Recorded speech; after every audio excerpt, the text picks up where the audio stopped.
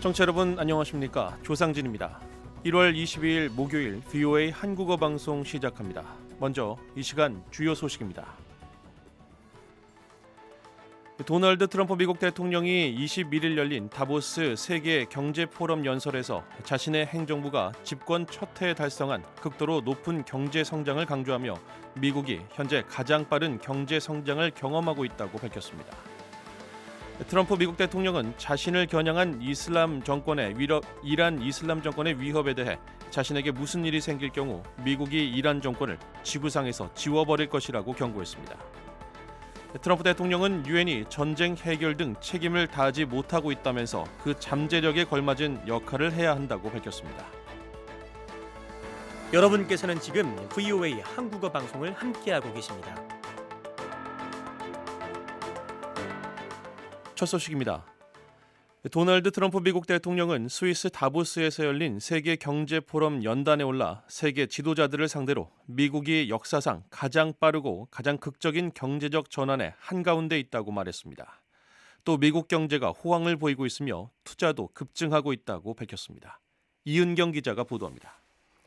트럼프 대통령은 21일 다보스 세계 경제 포럼 연설에서 자신의 행정부가 집권 첫 해에 달성한 극도로 높은 경제 성장을 강조하며 미국이 현재 가장 빠른 경제 성장을 경험하고 있다고 밝혔습니다.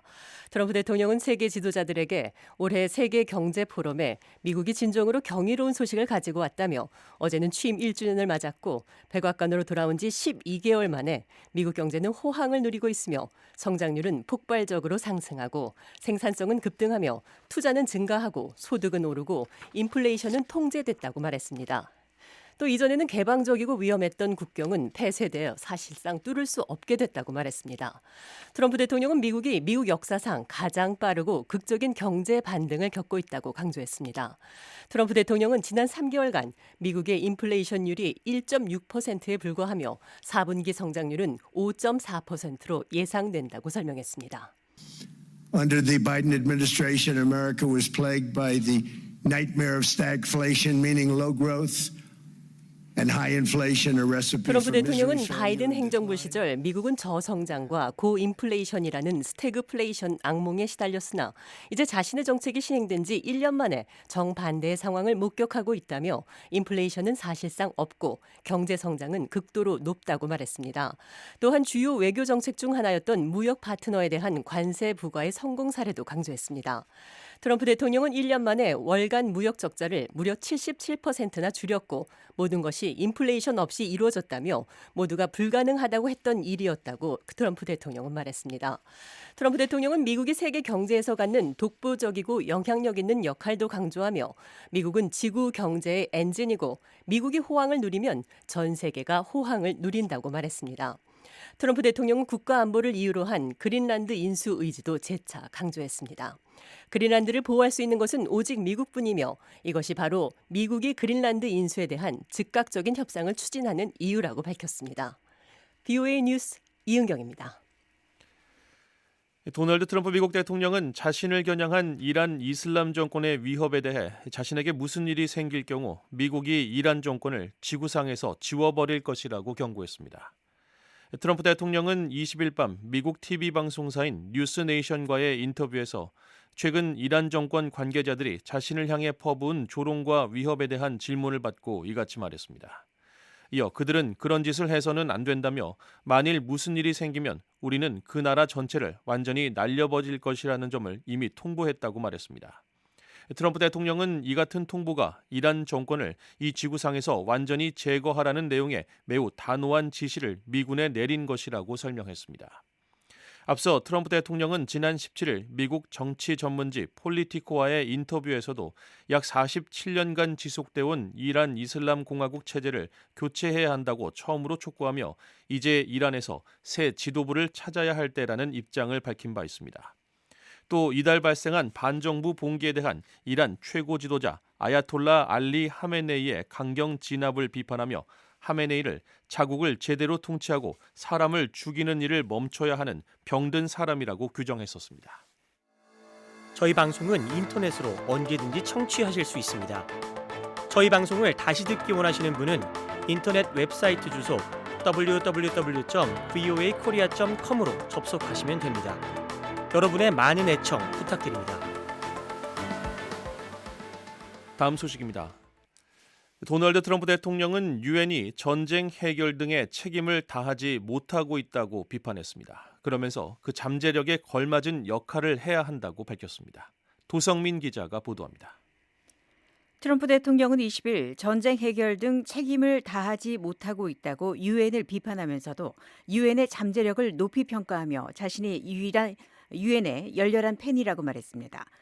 트럼프 대통령은 가자 지구에서 유엔을 대체할 평화이사회 구상과 관련한 백악관 기자들의 질문에 유엔은 그다지 도움이 되지 않았고 유엔의 잠재력에 대해선 열렬한 지지자이지만 그 잠재력에 걸맞은 역할을 한 적은 없었다고 밝혔습니다. 트럼프 대통령은 이어 유엔은 내가 해결한 모든 전쟁을 해결했어야 했다. 나는 그들에게 간 적도 없고 갈 생각조차 해본 적도 없다. 유엔은 그런 전쟁들을 해결할 수 있어야 한다고 덧붙였습니다. 트럼프 대통령은 아제르바이잔과 아르메니아, 르완다, 콩고 민주공화국, 인도와 파키스탄 간의 분쟁을 중재했으며 가장 복잡한 분쟁으로 꼽히는 이스라엘과 하마스 간 가자 전쟁에서도 휴전을 이끌어냈다고 강조했습니다. 트럼프 대통령은 지난해 9월 23일 유엔 안전보장이사회 연설에서 전 세계의 분쟁 종식을 돕지 못하고 있다며 유엔을 비판하고 오히려 새로운 문제를 만들어내고 있다고 지적했습니다. 당시 트럼프 대통령은 유엔은 해결해야 할 문제들을 해결하지 못하고 있을 뿐 아니라 너무 자주 해결해야 할 새로운 문제들을 만들어내고 있고 그 대표적인 사례가 우리 시대의 최대 정치적 이슈인 통제되지 않은 이주 위기라고 말했습니다. VOA 뉴스 도성민입니다. 미국 연방수사국 FBI가 북한의 국가지원 해킹 그룹 김숙희가 악성 QR코드를 활용한 새로운 형태 해킹 공격을 전개하고 있다며 미국 내 싱크탱크와 학계를 향해 경보를 발령했습니다. FBI는 최근 공개한 경보를 통해 이번 공격을 QR코드 피싱, 이른바 퀴싱이라고 명명하고 김숙희 그룹이 사용하는 진화하는 전술 중 하나로 규정하며 기존 공격 방식에서 발전된 새로운 형태라고 설명했습니다. 퀴싱은 QR코드와 피싱을 합성한 말로 QR코드 내 악성 URL을 심어놓는 해킹 수법을 가리킵니다. FBI에 따르면 이번 공격의 주요 표적은 북한 관련 외교 정책을 다루는 미국 내 핵심 인사와 기관들에 집중됐으며 구체적으로는 비정부 기구와 싱크탱크, 학계, 그리고 북한 사정에 정통한 외교 정책 전문가들이 포함되었습니다.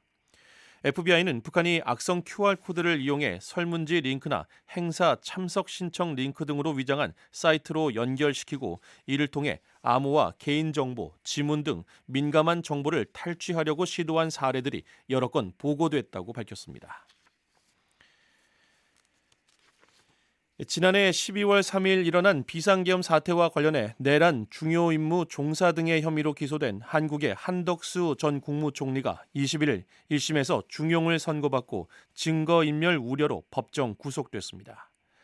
서울중앙지법 형사합의 33부 이진관 부장판사는 21일 이번 판결에서 지난 12.3 비상계엄을 국헌 문란 목적에 폭동을 수반한 내란이라고 규정하고 12.3 내란은 국민이 선출한 권력자인 윤석열 전 대통령과 추정 세력에 의한 것으로 성격상 위로부터의 내란에 해당한다고 지적했습니다. 이어 이를 친위 쿠데타로 규정하면서 한 전 총리는 윤 대통령의 계엄 선포를 막을 헌법적 의무가 있었음에도 오히려 이를 조력하는 행위를 했다고 지적했습니다. 판결은 또 한 전 총리의 허위 공문서 작성과 대통령 기록물 파기, 위증 등 추가 범죄 혐의도 유죄로 인정했습니다. 그러면서 특별검사팀의 구형량인 징역 15년보다 8년 많은 징역 23년형을 선고했습니다. 이번 판결은 한국사법부가 2024년 12월 3일 윤석열 전 대통령이 선포한 12.3 비상계엄 사태를 헌법 질서 파괴와 민주주의 위협 행위로 평가한 첫 사례입니다. 이번 사건은 한국 전직 국무총리가 법정에서 구속된 첫 사례로 주목됩니다. 1월 22일 목요일 VOA 한국어 방송을 모두 마칩니다. 미국의 수도 워싱턴에서 보내드린 VOA 한국어 방송, 저는 조상진이었습니다. 함께해 주신 여러분 고맙습니다.